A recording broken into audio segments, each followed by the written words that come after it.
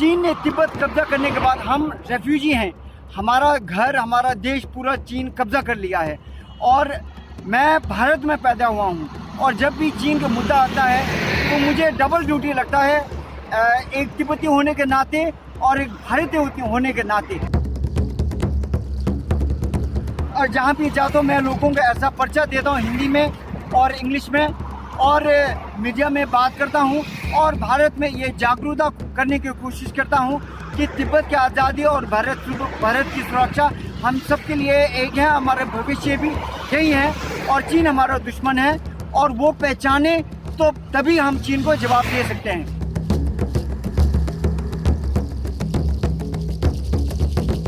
तिब्बत की आज़ादी और भारत की सुरक्षा को लेकर जनता को चीन से अलर्ट करने के लिए इस युवा लेखक ने हिमाचल प्रदेश से दिल्ली तक पैदल मार्च शुरू किया है।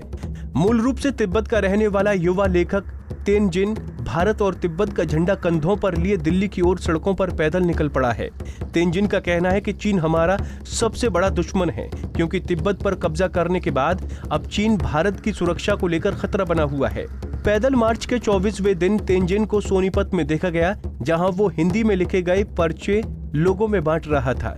इस दौरान युवा लेखक तेनजिन से मीडिया ने बातचीत की तो उसने पूरा माजरा विस्तार से समझाया और कहा कि दिल्ली जाकर वो प्रधानमंत्री से मिलना चाहेंगे और अगर मुलाकात नहीं हुई तो पीएमओ ऑफिस में अपना मांग पत्र जरूर देंगे।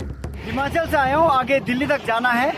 आज मेरा 24वां दिन हो गया पैदल मार्च है। जब से चाइना ने भारत के ऊपर ये अटैक किया पिछले साल गलवान घाटी में और गलवान घाटी में ये जो हत्याकांड हुआ, भारत को किसी तरह से चीन को एक जवाब देना था और चीन ने तिब्बत को कब्जा करने के बाद भारत के ऊपर ऐसे अटैक किया। वो पहले 62 में भी किए थे। मैं खुद एक तिब्बती हूँ, मेरा नाम तेनजिन सुंडू है। मैं धर्मशाला में रहता हूँ हिमाचल में। मैं एक लेखक हूँ, कार्य करता हूँ। लेकिन चीन ने तिब्बत कब्जा करने के बाद हम रेफ्यूजी हैं। हमारा घर, हमारा देश पूरा चीन कब्जा कर लिया है और मैं भारत में पैदा हुआ हूँ और जब भी चीन का मुद्दा आता है तो मुझे डबल ड्यूटी लगता है, एक तिब्बती होने के नाते और एक भारतीय होने के नाते। लेकिन इस बार जो चीन ने गलवान घाटी में जो किया और पूरी दुनिया विश्व में ये पेंडेमिक के तौर से वो नुकसान किया, चीन को बहुत जवाब देना है। और लेकिन ये जवाब जो है वो मिलिट्री से नहीं होना है, लड़ाई झगड़े से नहीं होना है, इसमें एक राजनीतिक जवाब होना है और वो राजनीतिक जवाब तिब्बत है।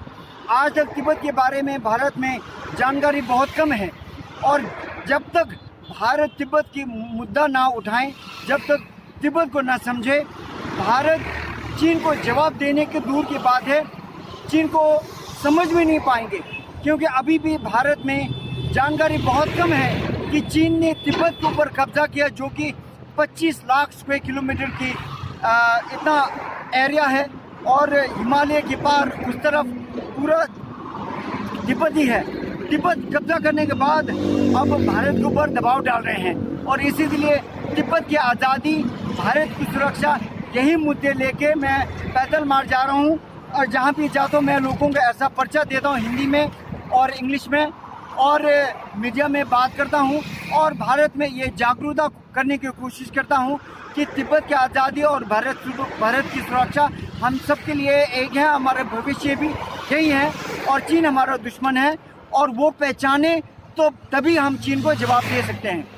दिल्ली जाना मकसद क्यों आपका?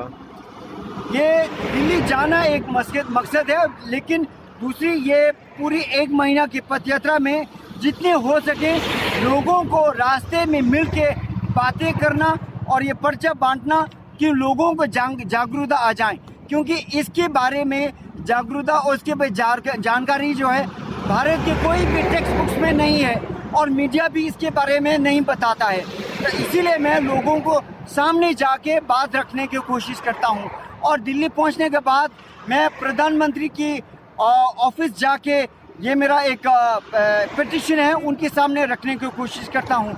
मुझे नहीं लगता प्रधानमंत्री मेरे को मिलेगा, लेकिन उनके ऑफिस तक ये पर्चा जो है सिग्नेचर कैंपेन ये उनके ऑफिस दफ्तर में ज़रूर वहाँ रखूँगा। दिल्ली के लिए पैदल मार्च पर निकले तेंजिन की माने तो तिब्बत के साथ मिलकर भारत को चीन की असलियत का एहसास होगा और उसके बाद ही चीन पर राजनीतिक हमला किया जा सकता है।